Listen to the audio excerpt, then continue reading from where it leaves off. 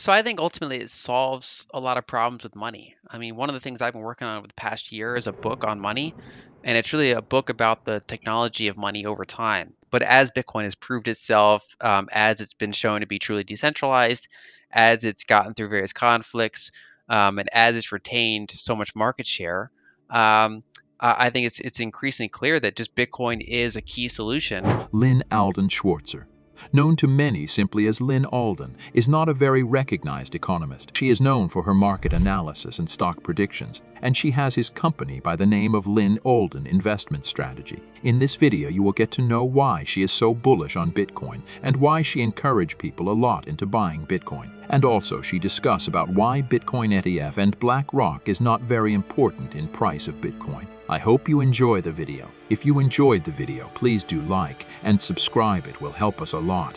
And if you wanted, please ring the bell. 6 years ago, BlackRock called it like an index for money laundering, and now they're filing ETF to hold it, right? So they've done a complete U-turn on how they perceive the asset, largely due to market demand, ongoing adoption, ongoing education about the space.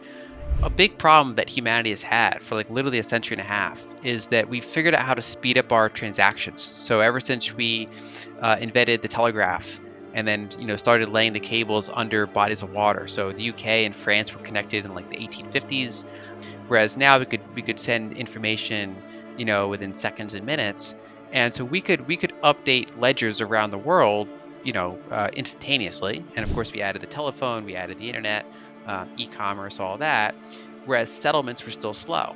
And so even during the classical gold standard, which is known as a good period of monetary history, it was ultimately unstable.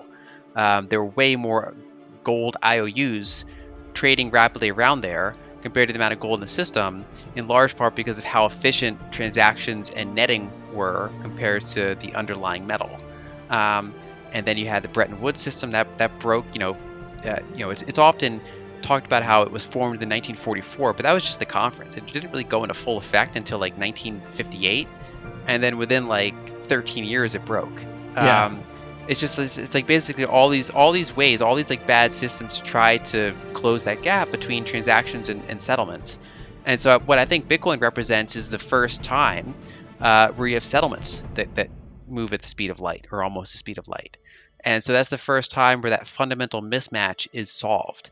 I think it's increasingly clear that just Bitcoin is a key solution to money, and the world's been stuck in this like local maximum, right? So obviously, the invention of telecommunication systems is a good thing, but it did leave us with a situation where gold and silver are not effective money. Central banks have a monopoly on practically on money. There's 160 different fiat currencies approximately, and each one is like a monopoly in its own area. But then, other than the top, say 5, there's very limited salability anywhere else in the world for that country's currency. With the invention of fiat currencies, and gold and silver have just been too slow to ever reassert themselves and say, hey, we don't have to use these crappy currencies. We can use gold and silver. The problem is they're just too slow. And so I'm bullish on Bitcoin because I think it does truly solve the problem. It's held up against all sorts of different macro environments, all sorts of different technical challenges. And there's so much building on it happening, right? They say building happens in bear markets. And I've been watching that closely. I mean, I'm involved somewhat in venture, so I get to see what founders are building. And it's just super exciting. I mean, one of the things I'm most excited about is the stuff going on with Fedi and Fediment, and that whole ecosystem. But just beyond that, there's just so many things that are being built, and I think that the world's just not ready for it yet. And I think that that'll materialize in the years ahead. And of course, any given 6-month period, Bitcoin's price is going to be tied to liquidity. So a handful of choices between Yellen and Powell and a few others can probably move the price pretty substantially. So I don't really try to make 6-month predictions, but I think the floor is probably in, and I think we're headed higher in the years ahead.